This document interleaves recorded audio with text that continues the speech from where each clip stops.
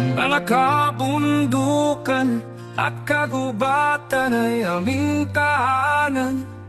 Dito kami matatagpuan,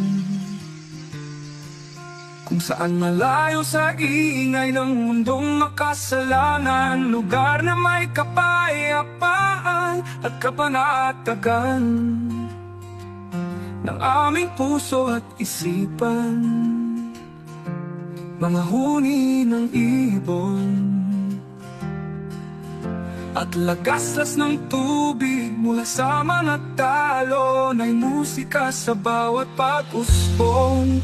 Pagtamasa sa biyaya ng kalikasan, katutubong pamamaraan.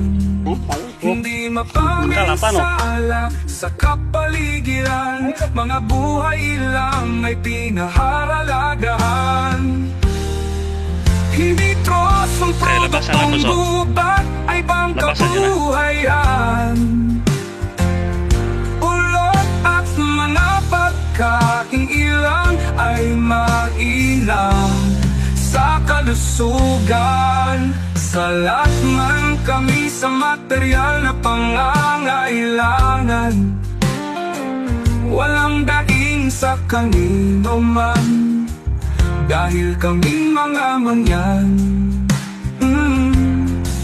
ay ginagawa ang lahat ng pamamaraan.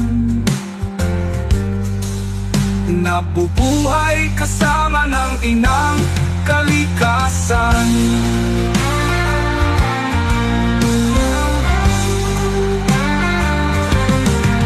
Tradisyon at kultura ay mahalagang pamana ng